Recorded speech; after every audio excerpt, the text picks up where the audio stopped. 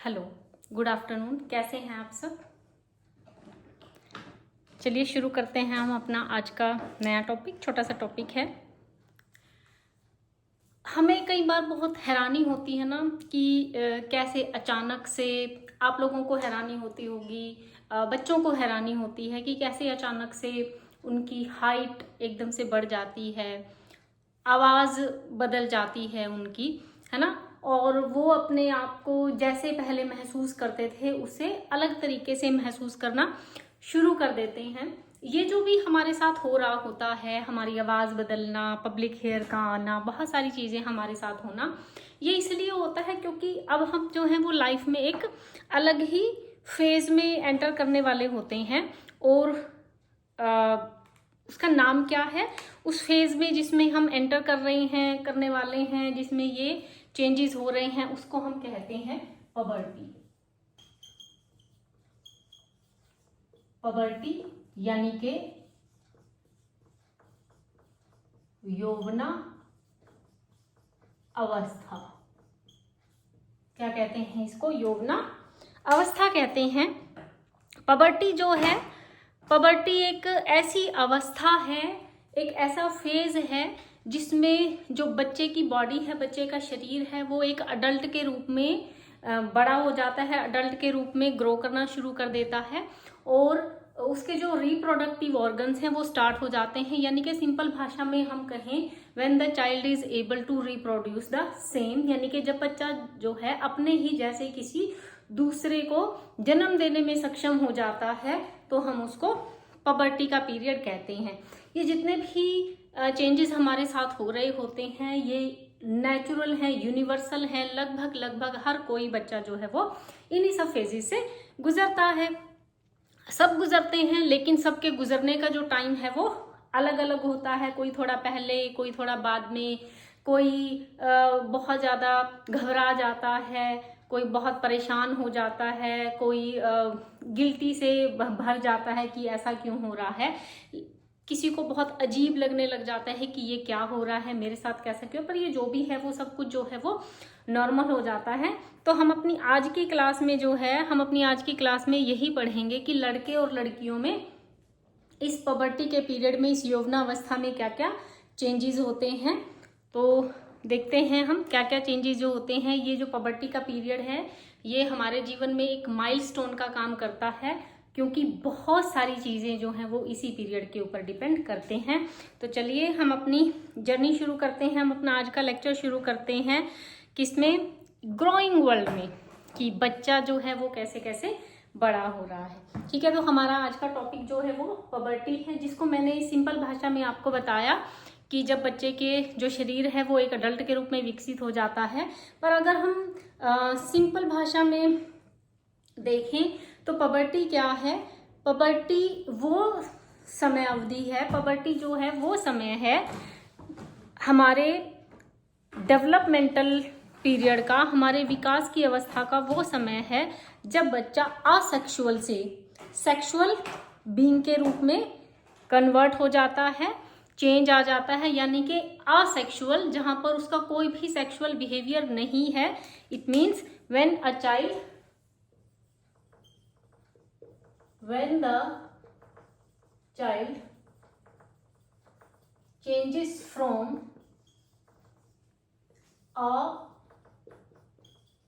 asexual to sexual being। यानी कि puberty का पीरियड वो पीरियड है जहां पर बच्चा, जब वो किसी भी तरह की जो सेक्सुअल एक्टिविटी है उसके बारे में नहीं जानता है, एक ऐसे व्यक्ति के रूप में कन्वर्ट हो जाता है कि जो कि सेक्सुअल एक्टिविटी, जिसकी बॉडी में हार्मोन्स जो हैं वो प्रोड्यूस होना शुरू कर देते हैं। पबर्टी वो अवस्था है जिसमें, puberty is a stage, puberty जो है वो स्टेज है जिसमें मेंस्ट्रुएशन लड़कियों में स्टार्ट हो जाता है। Puberty is a stage when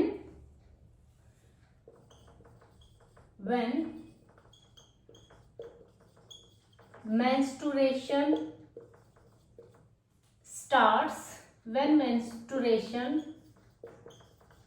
starts in girls and nocturnal discharge in boys. यानी कि पबर्टी वो अवस्था है जहां पर लड़कियों में मेंस्ट्रुएशन साइकिल शुरू हो जाता है और लड़कों में नॉक्टर्नल डिस्चार्ज जो है वो शुरू हो जाता है, तो हम उसको कहते हैं कि पबर्टल का पीरियड आ गया है। एंड रिप्रोडक्शन की जो जब ये शुरू हो जाते हैं, मेंस्ट्रुएशन और नॉक्टर्नल डिस्चार्ज आरंभ हो जाता है, तो बच्चा जो है एक कैपेसिटी अटेन कर लेता है क्या, रिप्रोडक्शन की, यानी कि वो किसी दूसरे को जन्म देने में सक्षम हो जाता है। पर ध्यान रखने वाली बात ये है कि रिप्रोडक्टिव ऑर्गन सिर्फ कार्य करना प्रारंभ किए हैं, बच्चा सक्षम ही हुआ है, लेकिन पेरेंट्स को और टीचर्स को और बच्चों को भी ये ध्यान देने की बात है। हालांकि इस बारे में घरों में बात होती नहीं है, लोग ये टॉपिक ही कुछ ऐसा होता है कि बच्चे के सिर्फ ऑर्गन्स जो हैं वो स्टार्ट करना प्रारंभ किए हैं, हार्मोन्स डेवलप होना शुरू हुए हैं, लेकिन उसके ऑर्गन्स में इतनी कैपेसिटी नहीं होती है कि वो उसको सह पाए। जैसे लड़कियां हैं, हमने फैक्टर्स अफेक्टिंग में पढ़ा था, माँ की एज 18 साल से कम है तो बच्चे को बहुत नुकसान होता है, सिर्फ बच्चे को ही नहीं माँ को भी। तो ये सिर्फ वो समय है जहाँ पर रिप्रोडक्टिव ऑर्गन्स कार्य करना प्रारंभ किए हैं, लेकिन उनमें स्ट्रेंथ उतनी अभी आई हुई नहीं होती है। ठीक है, और ये जो भी हो रहा होता है, जो भी चेंजेस हो रहे होते हैं, ये सोमैटिक ग्रोथ की वजह से हो रहे होते हैं, जो कि हमने पढ़ा था अपना नर्वस सिस्टम के अंदर। जो पबर्टी है, पबर्टी को लैटिन वर्ड से लिया गया है। Puberty has been derived from the Latin word. Puberty has been derived from the Latin word. Puberty derived from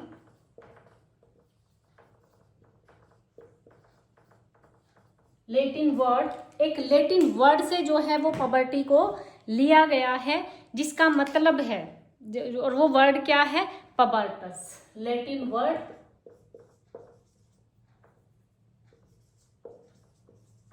पबर्टस कौन से लिया गया है, पबर्टस से लिया गया है। और पबर्टस का मतलब क्या है, इट मीन्स, पबर्टस का मतलब क्या है, एज ऑफ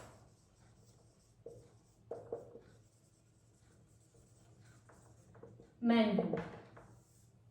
यानी कि एक वयस्क आदमी की जो हम ये कहें कि उसके तरह से जो बॉडी में चेंजेस हैं, जैसे कि एक वयस्क की बॉडी होती है, अंदर से जो हार्मोनल सिस्टम है वही हार्मोनल सिस्टम जो है बच्चे का यहाँ पर शुरू हो जाता है।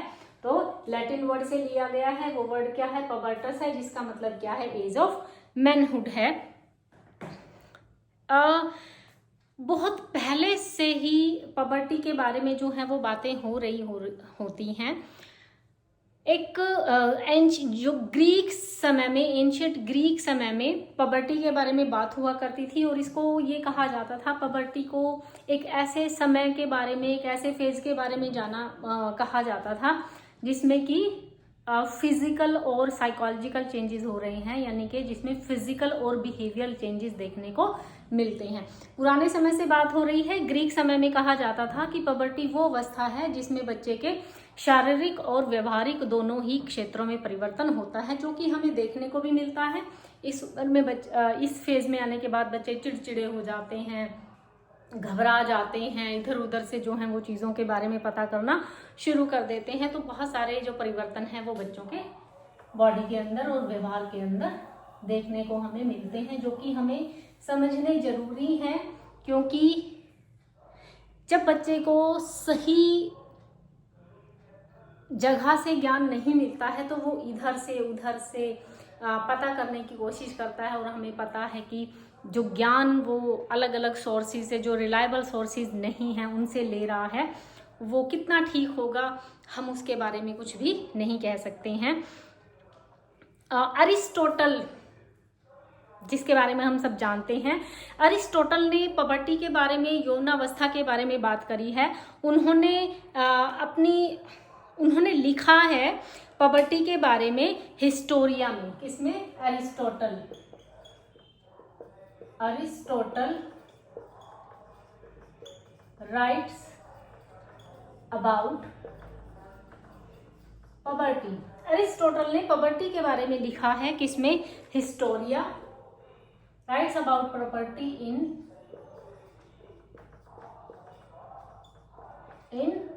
Historia Animalium. देखिए इंपॉर्टेंट पीरियड है। अरिस्टोटल भी पबर्टी के बारे में बात कर रहे हैं। उन्होंने पबर्टी के बारे में बात करते हुए क्या कहा है? उन्होंने हिस्टोरिया एनिमलियम में पबर्टी के बारे में क्या लिखा है कि ये वो समय है जहां पर जो पुरुष हैं, जो लड़के हैं, वो स्पर्म प्रोड्यूस होना जो है वो शुरू हो जाता है। जैसे जैसे वो लगभग 14 साल कंप्लीट करते हैं, अरिस्टोटल कहते हैं कि 14 साल कंप्लीट होने तक जो एक लड़का है वो स्पर्म प्रोड्यूस करना शुरू कर देता है। और सिमिलरली यही वो समय होता है जब जो सेकेंडरी सेक्सुअल कैरेक्टरिस्टिक्स हैं वो दिखाई देनी शुरू हो जाती हैं। क्या होती है सेकेंडरी सेक्स कैरेक्टरिस्टिक्स? जैसे कि पब्लिक हेयर्स का आना, लड़कों की दाढ़ी मूछें आ जाती है ना, लड़कियों की जो छाती है वो थोड़ा सा उसमें उभार आना शुरू हो जाता है, लड़कों के जो चेस्ट है वो चौड़ी होनी शुरू हो जाती है। ये सेकेंडरी सेक्स कैरेक्टरिस्टिक्स हैं। सिमिलरली जैसे लड़के जो हैं वो स्पर्म प्रोड्यूस करने में कैपेबल हो जाते हैं, अरिस्टोटल कहते हैं इसी उम्र में लड़कियां जो हैं वो अपना जो मेंसेस हैं, लड़कियों के मेंसेस स्टार्ट हो जाते हैं, उनका मेंस्ट्रुएशन साइकिल जो है वो स्टार्ट हो जाता है। और वो जो फ्लूइड है, वो जो ब्लड है जो फ्लो होता है every month, it resembles the fresh जो फ्रेश ब्लड है, एक ताजे खून की तरह से जो है वो निकलता है। मेंस्ट्रुएशन साइकिल क्या है ये मैं थोड़ा सा आपको यहाँ पर बता देती हूँ। What do we mean by menstruation, ये होता कैसे है, क्योंकि हम इसी के बारे में पूरे उसमें बात करेंगे, खास तौर से लड़कियों में। जैसे menstruation happen in girls, pubertal period में शुरू हो जाता। क्या होता है कि हमें पता है कि जो हमने उसमें पढ़ा था, एंडोक्राइन ग्लैंड्स में हमने पढ़ा था कि हमारे पास जो है वो गोनाड्स हैं, यानी कि रिप्रोडक्टिव ऑर्गन्स हैं। तो फीमेल्स के पास क्या होती है? ओवरीज होती है। तो जो फीमेल ओवरी है वो हर मंथ जो है वो एग रिलीज करती है। मोस्ट प्रोबेबली तो एक ही एग रिलीज होता है, पर कभी कभी ज़्यादा भी हो जाते हैं, तभी हम देखते हैं कि ट्विंस भी होते हैं। तो फीमेल्स की बॉडी क्या है, वो एग रिलीज करती है हर मंथ। अगर वो एग जो है, जो स्पर्म है, उससे कांटेक्ट में आ जाता है तो एग फर्टिलाइज हो जाता है और एक कंसीविंग हो जाती है, प्रेगनेंसी हो जाती है। लेकिन जब ये एग जो है वो स्पर्म से कांटेक्ट में नहीं आता है तो ये फर्टिलाइज नहीं होता and this egg shed off, ये शेड कर जाता है। और उसकी वो जो शेडिंग है, उसको वो जो झड़ना है, वो ही मेंस्ट्रुएशन साइकिल होता है। उसी को हम क्या कहते हैं? मेंस्ट्रुएशन साइकिल कहते हैं। ठीक है, तो मेंस्ट्रुएशन पता लगा आपको क्या होता है। बहुत सारे लोग जो हैं बात करना भी जो है वो नहीं चाहते हैं इसके बारे में। देखो पबर्टल पीरियड जो है वो इसलिए भी इम्पॉर्टेंट होता है लड़कियों के लिए, फिर भी काफ़ी आसानी रहती है इस पीरियड में, क्योंकि दे हैव द मदर्स, उनके पास उनकी माँ है, बहन है, जो उस बारे में उनको बता देती है। या फिर अगर नहीं भी बातचीत हुई है, ऐसा आया, तो वो उसकी हेल्प करने के लिए हैं, उसको गाइडेंस देने के लिए हैं। लेकिन इस मामले में लड़कों के साथ बड़ा अन्याय है एक तरीके से, क्योंकि फादर बात नहीं करते हैं लड़कों से इस बारे में, माएँ झिझक से बात नहीं करती हैं। तो उस केस में अगर हम देखें तो बॉयज़ हैव नो वन, लड़कों के पास कोई भी नहीं है जिससे वो इस अवस्था के बारे में बात कर सके, जो चेंजेस उनके साथ हो रहे हैं उनके बारे में वो किसी से पूछ सकें। कोई भी ऐसा नहीं होता है, तो वो बहुत ट्रॉमा से गुजरते हैं, बहुत स्ट्रेस से गुजरते हैं। जब खासतौर से जब सेकेंडरी सेक्सुअल कैरेक्टरिस्टिक्स आनी शुरू हो जाती है ना, तो बच्चा बहुत घबरा जाता है कि ये क्या हो रहा है मेरे साथ, क्या वाकई सबके साथ हो रहा है या नहीं हो रहा है। तो इसीलिए ये पीरियड जो है वो बहुत इम्पॉर्टेंट है और इसको बहुत अच्छे तरीके से बात करनी चाहिए। अब पबर्टी की जो पीरियड है, इसको स्टेजेस हैं। Puberty stages of puberty. 3 stages हैं पबर्टी की। First one is pre pubescent, pre pubescent. Second one is pubescent, pre pubescent stage, pubescent stage and post pubescent।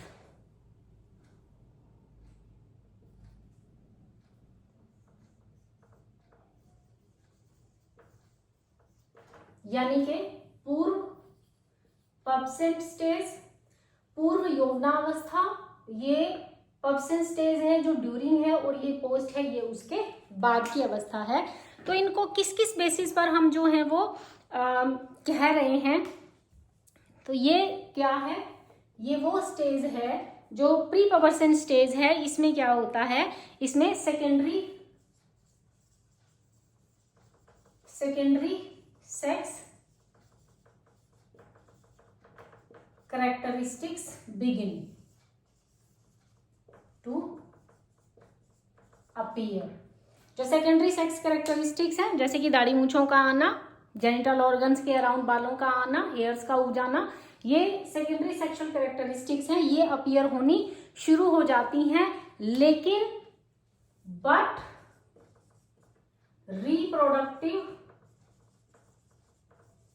Reproductive organs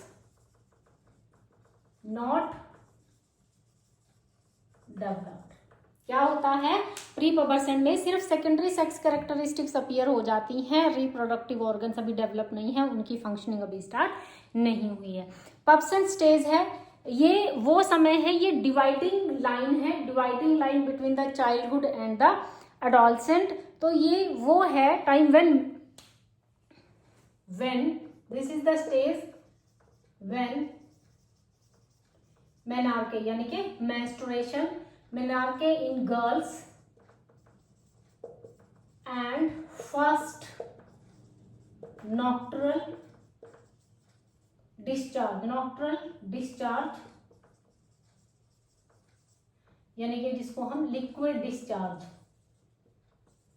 discharge या फिर semen discharge, first nocturnal discharge in boys start, यानी कि semen discharge sleep time, during sleep. कब होता है ये, during sleep time होता है। इसमें सेकेंडरी सेक्स कैरेक्टरिस्टिक है, यहाँ पर जो है लड़कियों का पहला मेंस्ट्रुएशन आ जाता है और लड़कों का पहला जो है वो नॉक्टरनल डिस्चार्ज हो जाता है। पोस्ट पबर्सेंट स्टेज जो है ये ओवरलैपिंग स्टेज है, जो कि चाइल्डहुड के आखिर में और एडोलसेंट के पहले जो है वो पड़ती है। तो इसके अंदर क्या होता है, इसके अंदर सेक्स ऑर्गन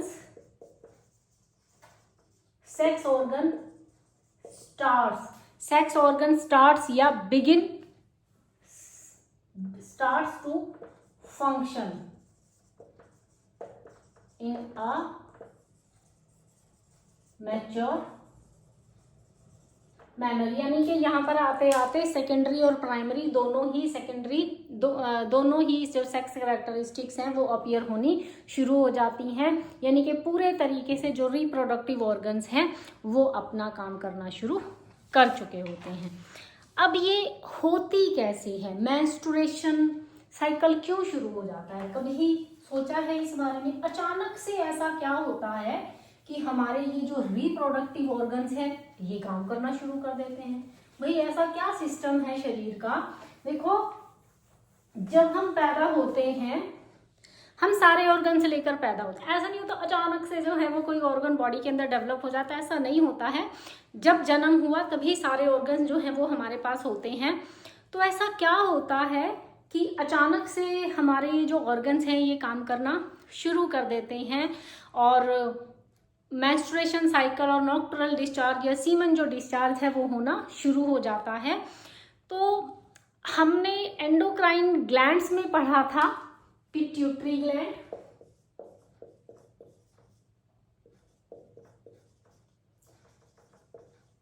हमने पिट्यूटरी ग्लैंड और गोनाड्स के, जो कि रिप्रोडक्टिव ऑर्गन्स हैं,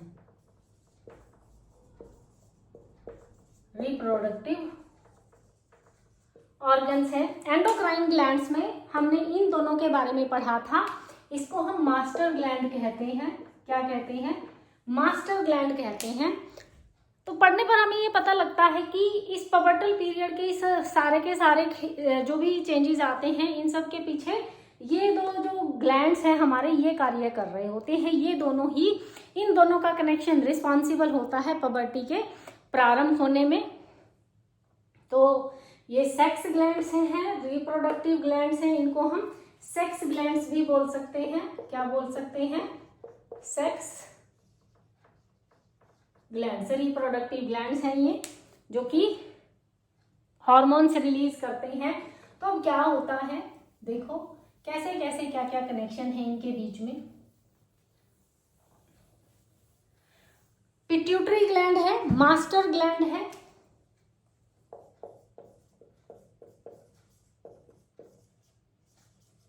पिट्यूटरी ग्लैंड, मास्टर ग्लैंड कहाँ होता है? यहाँ होता है, सबको दिशा निर्देश देता है। और हमारे क्या है? गोनैड्स हैं, गोनैड्स हैं, इनको हम सेक्स ग्लैंड्स बोलते हैं। सेक्स ग्लैंड्स हैं हमारे। इन दोनों का आपस में कुछ चल रहा होता है, जिसकी वजह से जो है वो पबर्टल पीरियड आरंभ होता है। तो ये जो हमारा पिट्यूटरी ग्लैंड्स है, इट प्रोड्यूस 2 हॉर्मोन्स। भाई सारा खेल तो इसी का है, मास्टर ये है, सारा मास्टरमाइंड ये है, सारी प्लानिंग ये करता है कि कब क्या कैसे होता है, और ये सिग्नल भेजता रहता है हर एक ऑर्गन को, और वो ऑर्गन जो है इसका आदेश मानकर काम करना प्रारंभ कर देता। तो ये लीडर है, इसी के कहे अनुसार सब कुछ होता है हमारी बॉडी के अंदर। तो ये 2 तरह के हार्मोन्स जो हैं वो प्रोड्यूस कर रहा है। पहला क्या है? ग्रोथ हार्मोन,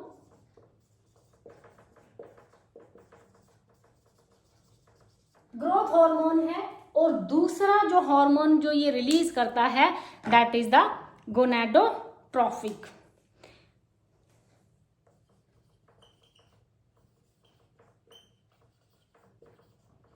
ट्रॉफिक हार्मोन, ये हार्मोन जो है ये रिलीज करता है। जो ग्रोथ हार्मोन है ये हमारी हाइट, वेट, हमारी ग्रो फिजिकल जो ग्रोथ है उसको देख रहा होता है। और ये जो गोनाडोट्रोफिक जो ग्रोन है, ये इन गोनैड्स की इट्स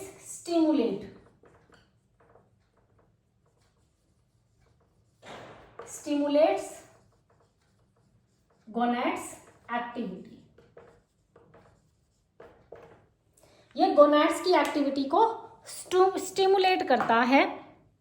तो पबर्टी के प्रारंभ होने से थोड़ा सा पहले क्या होता है कि जो पिट्यूटरी ग्लैंड है इसके अंदर ये जो गोनाडोट्रोफिक है इसकी प्रोडक्शन बढ़ जाती है, ये बढ़ा देता है। अब ये ग्रोथ हार्मोन, जैसे जैसे इसकी प्रोडक्शन बढ़ती है ग्रोथ हार्मोन की प्रोडक्शन कम हो जाती है। तो पबर्टी के आने से पहले पिट्यूटरी ग्लैंड क्या करता है? गोनाडोट्रोफिक हार्मोन की प्रोडक्शन बढ़ा देता है। और जब इसकी प्रोडक्शन बढ़ा देता है तो सिग्नल किसके पास जाते हैं? इसके पास चले जाते हैं, है ना। इसकी एक्टिविटी बढ़ जाती है, ये प्रोड्यूस होना शुरू हो जाता है। तो सिग्नल्स किसके पास जाते हैं? सेक्स ग्लैंड्स के पास जाते हैं। और ये क्या होते हैं? इनकी सेंसिटिविटी को बढ़ा देते हैं। तो इसकी वजह से क्या होता है? पबर्टल चेंजेस हो जाते हैं। इसके बीच में और इसके बीच में जो इंटरेक्शन चलती है, यानी कि यहाँ से सिग्नल जो है वो गोनैड्स तक जाते हैं। तो गोनैड्स जो है वो हार्मोन्स रिलीज करना शुरू कर देते हैं, जैसे कि ओवरीज एग रिलीज करना शुरू कर देती है। इसी तरीके से जो मेल्स के पेनिस हैं वहां से स्पर्म रिलीज होना शुरू हो जाता है। तो इनकी जो इंट्रैक्शन है वो थ्रू आउट लाइफ जो है वो चलती रहती है।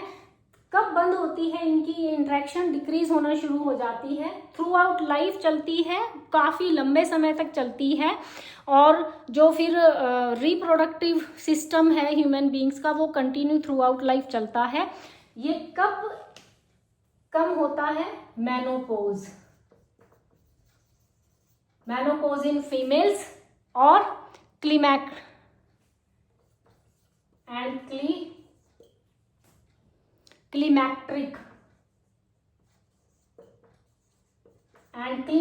In males. यानी कि एक उम्र आने के बाद औरतों के जब मेंसेस बंद हो जाते हैं तो उसको मेनोपॉज कहते हैं। इसी तरीके से जो मेल मेंबर्स में स्पर्म जो है वो प्रोड्यूस होना कम हो जाता है तो उसको क्लीमैक्ट्रिक स्टेज कहते हैं। इस स्टेज तक आने तक इन दोनों जो हार्मोन्स हैं, जो ग्लैंड्स हैं, इनकी इंट्रैक्शन चलती रहती है और रिप्रोडक्टिव सिस्टम जो है वो काम करता रहता है। ठीक है, तो इस तरीके से जो है वो चलती रहती है। नेक्स्ट है हमारा कैरेक्टरिस्टिक्स क्या क्या हैं पबर्टल पीरियड की। ब्रीफ में हम करेंगे characteristics of puberty.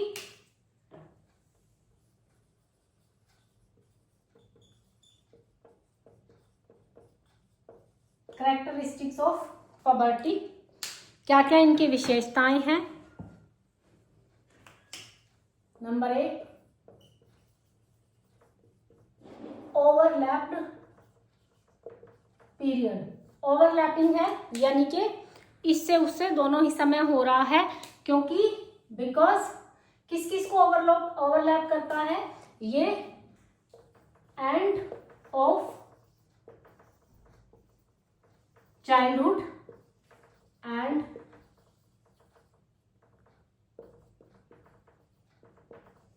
Beginning of adolescence में आता है, इसीलिए ये एक ओवरलैपिंग पीरियड है। Number 2, short period. ये एक शॉर्ट पीरियड है, बहुत छोटा है, साल 2 साल या फिर उससे पहले ही खत्म हो जाता है।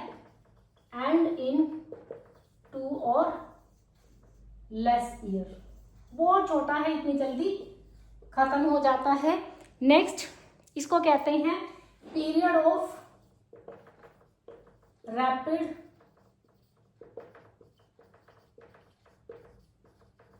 Growth and development. बहुत तेज गति से वृद्धि और विकास होता है, बच्चे की हाइट, वेट, सब कुछ जो है कैपेसिटीज बहुत तेजी से बढ़ती है।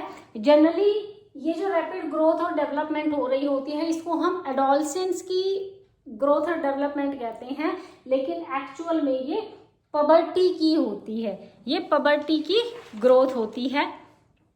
ठीक है, नेक्स्ट जो कैरेक्टरिस्टिक्स है, इट इज अ नेगेटिव मतलब नकारात्मक फेज है।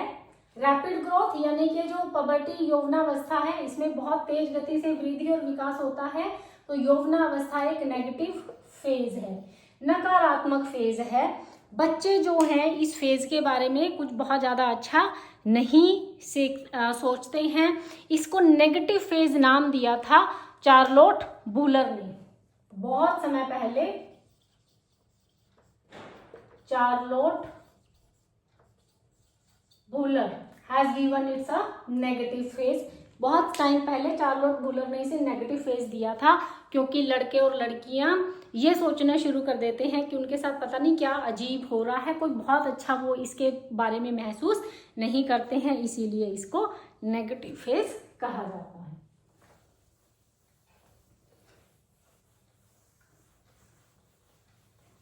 नेक्स्ट जो कैरेक्टरिस्टिक है इसकी वो क्या है? अकर्स एट वेरिएबल टाइम, यानी कि हर किसी में इसका आने का समय जो है वो भिन्न होता है। वेरिएबल का मतलब विभिन्न है। ये अलग अलग समय पर आती है, किसी में थोड़ा पहले आ जाती है, किसी में थोड़ा बाद में आ जाती है, किसी की जो स्टेज जल्दी खत्म हो जाती है और किसी की थोड़ा सा डिले में खत्म होती है। कोई एक निश्चित समय नहीं है आने का। ये हमारे ज्योग्राफिकल कंडीशंस और हमारे खान पान पर निर्भर करती है। तो ये जो है वो अलग अलग समय पर आती है। उसके बाद है इफेक्ट्स। भाई इफेक्ट्स क्या क्या आते हैं? ऑब्वियस है, पॉवर्टी को पढ़ रहे हैं तो इफेक्ट्स हम पढ़ेंगे। इसके बहुत सारे इफेक्ट्स आते हैं। Number 1, desire for isolation. बच्चा जो है अब अपने माँ बाप, अपने दोस्तों, उनके साथ इंजॉय नहीं कर पाता है, वो वरीड है, उसके साथ पता नहीं क्या चेंज हो रहा है। लड़के खास तौर से वरीड हो जाते हैं, बता नहीं पाते हैं किसी को उनके साथ क्या हो रहा है। लड़कियां भी ऐसे ही, उनको ऐसे लगने लग जाता है कि मुझे कोई खतरनाक बीमारी हो गई है, I am going to die, मैं शायद मर ना जाऊं, मैं ब्लीड कर रही हूँ, पता नहीं मुझे क्या बीमारी हो गई है। ऐसे खतरनाक विचार आने शुरू हो जाते हैं, तो डिप्रेशन में चले जाते हैं हल्के फुल्के। अगर नहीं केयर करी जाती है तो दोस्तों के साथ और परिवार वालों के साथ ज़्यादा समय बिताना पसंद नहीं करते। वो अपना जो समय है ज़्यादा से ज़्यादा डे ड्रीमिंग में बिताते हैं। बॉर्डम,